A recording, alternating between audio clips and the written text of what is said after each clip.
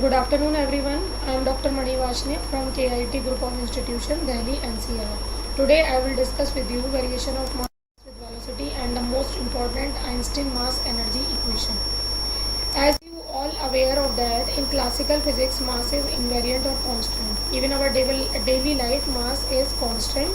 It will not change with the person to person or frame of reference.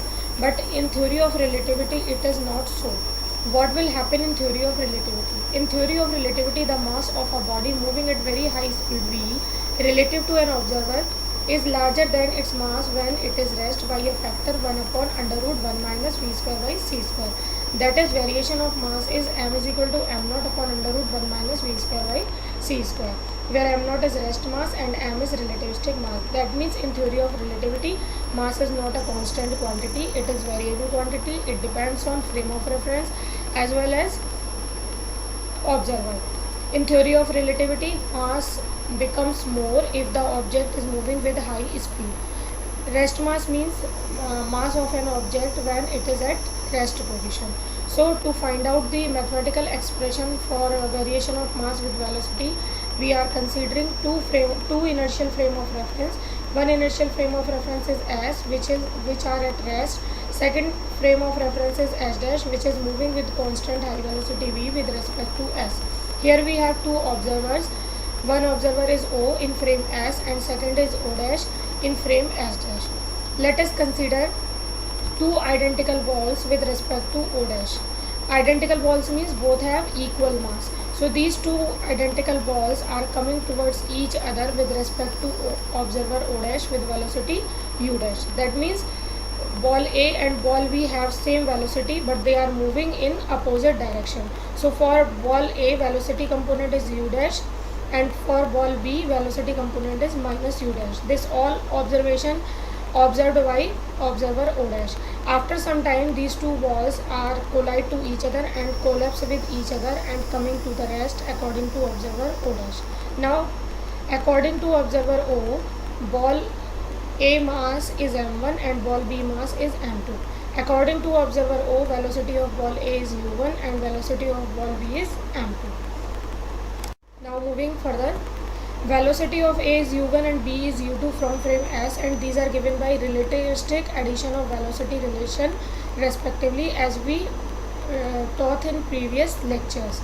So u1 velocity according to observer O dash for ball A is equal to u dash plus v upon 1 plus u dash v upon c square, where u dash is velocity of ball A with respect to observer O dash. Similarly, u2 velocity of ball B with respect to observer O is equal to minus u dash plus v upon 1 minus u dash v upon c square. Here minus u dash is velocity of ball B with respect to observer O dash. According to law of conservation of momentum, momentum before collision is equal to momentum after collision. Momentum is the multiplication of mass and velocity. So according to observer O, momentum of ball A before collision is m1 u1, and for ball B momentum is m2 u2. So total momentum before collision is m1 u1 plus m2 u2 is equal to, after collision ball A and B are at rest and combined with each other in frame S dash. So according to observer O, mass become m1 plus m2 and velocity of ball which are at rest after collision in frame S dash is v according to observer O. So equation is m1 u1 plus m2 u2 is equal to m1 plus m2 into v. m1 bracket u1 minus v is equal to m2 v minus u2. Simple, taking m1 and m2 common. Now putting value of u1 and u2 from equation 1 and 2, we get m1 u dash plus v upon 1 plus u dash v upon c square minus v is equal to m2 v minus u dash plus v upon 1 minus u dash v upon c square. Here simple mathematics, m1 1 upon 1 plus u dash v upon c square is equal to m2 1 upon 1 minus u dash v upon c square. So after mathematical calculation we get, or simplification, we get m1 upon m2 is equal to 1 plus u dash v upon c square divided by 1 minus u dash v upon c square. Now squaring equation 1 and divide both sides by c square and subtract both sides by 1. This all can done because we have to find out the value of this So 1 minus u1 square upon c square. You have to remember this term. Okay. So 1 minus 1 upon c square, u dash plus v, 1 plus u dash v upon c square whole square. It is equal to 1 plus u dash v upon c square minus 1 upon c square u dash plus v whole square upon 1 plus u dash v upon c square whole square. Taking the LCM. So simplifying this equation, we get 1 minus u1 square upon c square is equal to 1 minus v square by c square, 1 minus u dash square upon c square upon 1 plus u dash v upon c square whole square. Now we want to find out the value of 1 minus u2 square upon c square. As we know, the only difference between u1 and u2 is u dash and minus u dash. So we just replacing u dash by minus u dash in this equation. So we get the value of 1 minus u2 square upon c square. So 1 minus u2 square upon c square is equal to 1 minus v square by c square, 1 minus u dash square upon c square divided by 1 minus u dash v upon c square whole square. That means only change will occur in denominator terms, not in other terms. So we have 1 plus u dash v upon c square is equal to under root this much of term. Similarly, 1 minus u dash v upon c square under root 1 minus v square by c square into 1 minus u dash square upon c square divided by 1 minus u2 square upon c square. Now dividing these two equations because we want to find out the value of 1 plus u dash v upon c square, 1 minus u dash v upon c square. So putting these value, we get m1 upon m2 is equal to under root 1 minus u2 square upon c square divided by 1 minus u1 square upon c square. Now if we assume ball B is at rest relative to observer O, then u2 is equal to 0. So we get m1 upon m0 is equal to 1 upon under root 1 minus u1 square upon c square. Finally, we get m is equal to m0 upon under root 1 minus v square by c square. This is the required expression for variation of mass with velocity. Here m0 is rest mass. From this equation we have to see that no signal can move faster than light. How? If we are putting v is equal to c, then we get m is equal to infinite, and there were no concept of infinite mass, then it indicates that v is equal to c velocity does not possible. So this is the final expression of variation of mass with velocity.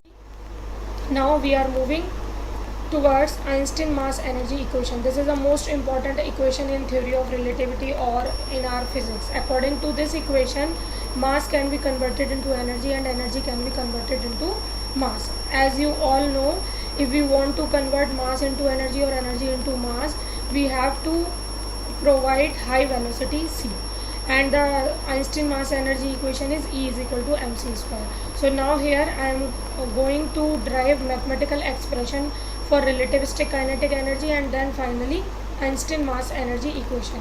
As you all know, in classical physics, kinetic energy of a particle or of an object is given by k is equal to half mv square.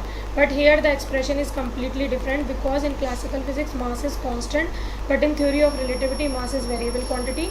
So we have to find out an expression for the kinetic energy for theory of relativity or relativistic particle.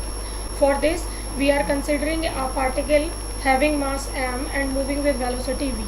Now we are applying an external force F on the particle for the small displacement ds. So the applied external force F is equal to dp by dt, as we all know from the Newton's second law of motion that applied external force is always equal to rate of change of momentum. So F is equal to dp by dt, p is momentum and momentum is the product of mass and velocity. So now putting the value of momentum d upon dt into mv. Now in classical physics m is constant, so we just take m naught as a constant and dv over dt is equal to acceleration, so we get the equation F is equal to ma. But here mass and velocity both are variable quantity, so differentiating both, so we get F is equal to m dv over dt plus v dm over dt. Now the work done to moving or displace the particle from one place to another place, or for the displacement of particle, small displacement of particle dx, work done is equal to F into dx. This work done is equal to change in kinetic energy. So change in kinetic energy is equal to work done and it is equal to F into dx. Now substituting the value of F, f m dv over dt dx plus v dm over dt dx. Now dx over dt becomes rate of change of position, which is known as velocity. So dx over dt replaced by v. So finally we get change in kinetic energy is equal to mv dv plus v square dm. According to variation of mass with velocity, as we earlier discussed with you, m is equal to m naught upon under root 1 minus v square by c square. Squaring this equation to remove the square root. So we get m square is equal to m naught square upon 1 minus v square by c square. M square c square is equal to m naught square c square plus m square v square. Now differentiating this equation, differentiation of m square is 2m dm, c square is constant, is equal to m naught and c both are constant. So differentiation of this quantity or constant is 0 plus m and v both are variable. So differentiation of m is 2m dm v square plus in next term m square is taken as constant and differentiation of v square is 2v dv. So now in whole equation 2m is common, so divide this equation by 2m. So finally we get c square dm is equal to v square dm plus mv dv.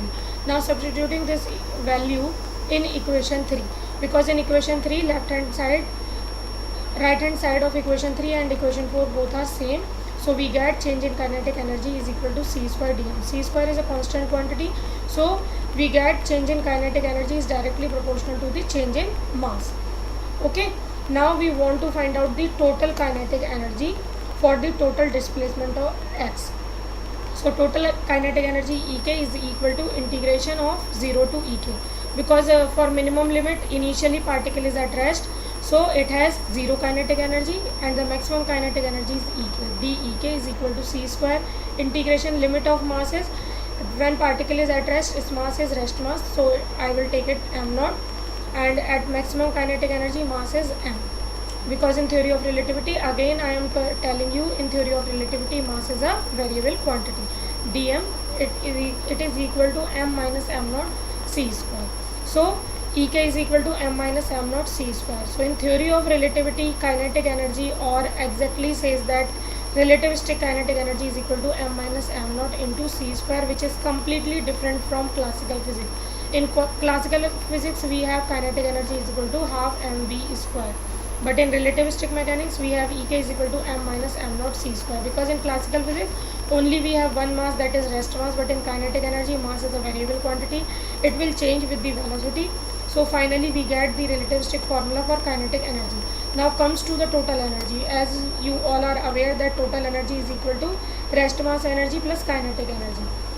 So here total energy is represented by E, rest mass energy is m naught c square, and kinetic energy is Ek. Now substituting the value of Ek, mc square minus m naught c square plus m naught c square, this term cancel with each other. Finally we get E is equal to mc square. This is the most important Einstein mass energy equation. If you want the experimental verification of this equation, then this example is the experimental verification. You all are here about the gamma radiation. Gamma radiation is the high energy, high frequency radiation. So in the process of annihilation of mass,